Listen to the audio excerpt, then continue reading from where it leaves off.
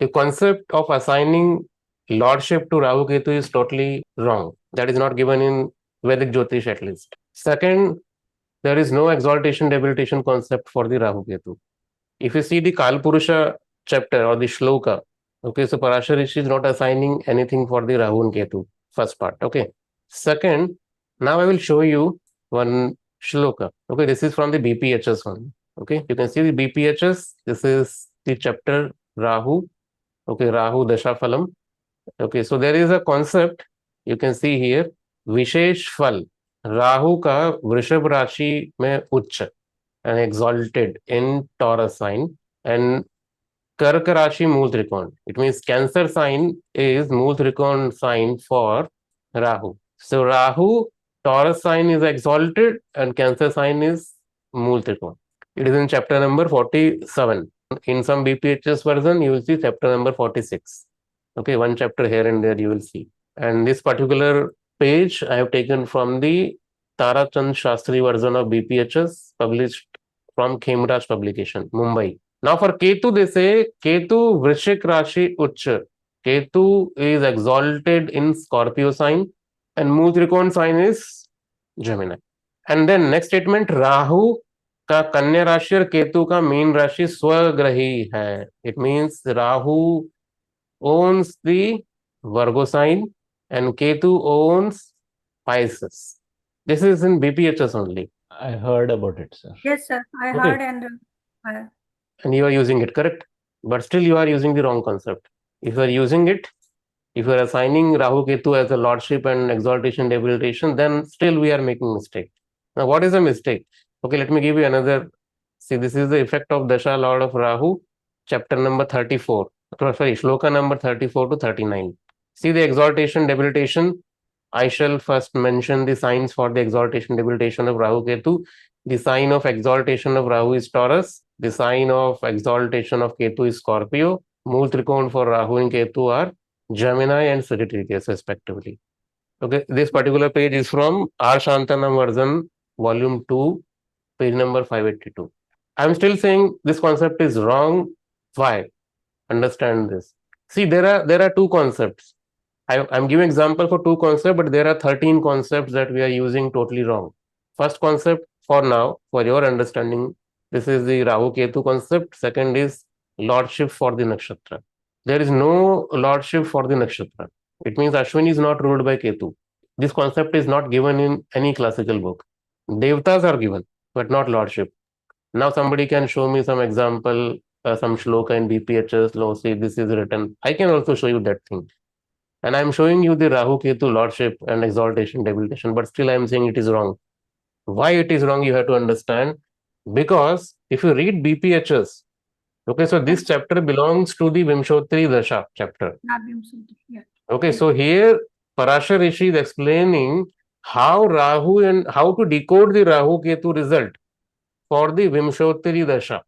Now pay attention to my word. Okay, Parashara Rishi explaining how to decode the result of Rahu Ketu. So for decoding the result of Rahu Ketu or for any planet, you require 2-3 concepts. First, because see, Vimshotri Dasha scheme based on the nakshatra of moon, correct? And we can see there are different planetary dashas are going on. Huh? So you will see Rahu Mahadasha, Saturn Mahadasha is running, different dashas are running. So if you want to decode it on your chart, you require planetary lordship. You require exaltation debilitation. You require Moolatrikona. If you don't have this concept, if you don't know this concept, you can't use Vimshotri Dasha. This is the primary requirement. Okay. So till this chapter, Maharshi Parashar never used any exaltation debilitation for the Rahu Ketu. But when he reached to this particular shloka, he is saying, now I have to explain exaltation, debilitation, and Moolatrikona Rashi for Rahu Ketu. So he is explaining this concept of ownership and exaltation, debilitation, just to decode the result of Vimshotri Dasha. Clear? First point. In same manner, if you want to use nakshatra, if you want to construct any dasha on the basis of nakshatra, you need lordship. Without assigning any lordship, we can't calculate the dasha. So Parashara Rishi says to calculate the Vimshottari Dasha, because this is a nakshatra based Dasha, correct? So now I am assigning the lordship to nakshatra. For what purpose? For calculating the Dasha. Now he is explaining the concept of exaltation, debilitation, own sign, Moolatrikona sign for Rahu Ketu. For what context? For explaining for decoding the results of Rahu Ketu. It means you have to use this concept of Rahu Ketu, own sign, exaltation, debilitation when you are using Vimshottari Dasha. Not for the predictions of house based result or any yoga phala or any combinations of Rahu placed in some houses. Are you understanding this? Okay, so when you read the classics, then you will understand it. Problem is we are not reading it. Okay, now see, I just posted that thing in the Facebook in afternoon only. I posted the same question. Now you see the answers. You will understand how everybody is using this concept of Rahu Ketu. Almost every people have same opinion. Okay, I posted it 7 hours ago. And okay, which Rashi is assigned to Rahu Ketu? Give your expert opinion. If possible, give references. Okay, so 1.6 post is reached. Okay, 39 comments are there. You can see everybody saying Ketu score for Scorpio, Rahu for Aquarius. Because Shani Vat Rahu, Kujavat Ketu. Same concept we have already discussed. Huh? Ketu for Scorpio, Ketu 12, Rahu 6. Some saying Taurus, Rahu, Scorpio, Ketu. Okay, exaltation, own sign, Moolatrikona, they are literally using it for the predictive purpose. Everybody is using it. Correct. So this is not the mistake of students. I'm not saying is their mistake. It's a mistake that how we using this concept. Okay. This concept exists in BPHS itself. I'm asking for the reference, but nobody is able to show the reference because they are not finding the shloka. Okay. So before also I have posted the similar kind of post, but I have never received any answer because nobody bothered to read classics. In BPSC, it is written. But the thing is, again, I am explaining the same concept. Okay, now you can note down this. The concept says Rahu Ketu is not lords of any Rashi. Rahu Ketu is a shadow planet. They do not own any zodiac sign. When it comes to making a house-based combinations, when you are reading any house-based combinations, any Rashi-based results, when you want to predict any placement of Rahu in any house or any Rashi, okay, don't take any lordship, exaltation, and debilitation. That concept is not valid. Okay, so Maharshi Parashara and any classical books never give lordship to any Rashi. Even if you read Brihat Jatak of Varamhir, he is also not considering anything for the Rahu Ketu. Okay, so we don't use them as a Rashi lords in the standard prediction. But in BPHS, chapter number 47, as I shown you from shloka number 34 to 39, so Maharishi Parashar only talks about the dignities like exaltation, debilitation, own sign, Moolatrikona of Rahu Ketu for the purpose of Dasha result, not for the house rulership. So Rahu Ketu placements are important for the Dasha result, not for the house ownership or yoga making. Done? This concept? So from now onward, anybody ask you, you have reference of the shloka. Okay, so in all BPHS, you will find the shloka. This is the authentic, valid shloka, not added by anybody. You will find in all classics. Okay, in same manner, nakshatra lordships are also there. Like Ketu is ruled by Ashwini. We have different lordships. So that lordship is also assigned for the Vimshottari Dasha purpose. So if you are using this nakshatra lordship in other context, if you are not using Vimshottari Dasha, but you are using for the general predictions, again that is a wrong approach. Okay, but the miracle is still people using it and they are making predictions are going correct. So they must have Vak Siddhi. Okay, so Vak Siddhi have this capability that if you are using wrong approach, wrong concept, okay, wrong logic, still your prediction is going right. So it means you must be having some siddhi in you. Okay, but that is not jyotish at all. Yes, Taranjit ji. So thanks for clarifying this confusion. I had also similar thoughts a long time. And the other thing that I would like to add is that the prediction can come true even without Vak Siddhi with wrong concepts. Yes, that is possible. No? That That is is the also beauty of possible. jyotish. That is That is also the beauty possible of jyotish. because it can be as simple as that of a karma settlement between these two persons. Yes, So it has nothing to do with anything. Prediction can come true in any case. fine. That is completely true. Right. So it's maybe some karma, okay, or maybe your punya you have, okay, that's why whatever you predict during consultations or whatever, so it is going correct. And sometimes see, Jyotish nowadays it is becoming like a guess game, correct? Guess. Anybody can guess the result. It is also fine. But when we are reading Jyotish, okay, obviously whatever I'm explaining right now, that should be exist somewhere.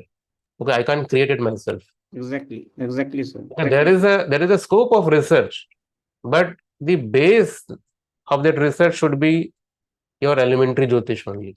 Okay, we can't skip that. Now the problem is we are not following the elementary Jyotish, but we are doing research on it. Same things with the outer planets also. Pluto, Neptune, Uranus, aspecting, all these concepts. Again, that is totally wrong things we are following. Okay, we'll see it step by step. But for now, I hope everybody understood. Rahu Ketu, don't take lordship, exaltation, devil. Still, you can make prediction. We have many parameters to make predictions. You don't require every time exaltation, debilitation, correct? But yes, when you learn Vimshotri Dashas, you will understand if you don't have these things, you can't make prediction out of Vimshotri Dasha. That is mandatory. That's why for that purpose, Maharshi Parashara is assigning something, but that is in the context of Vimshotri only. Because Vimshotri Dasha, when you read, so you have to rotate your Lagna based on the Dasha Lord.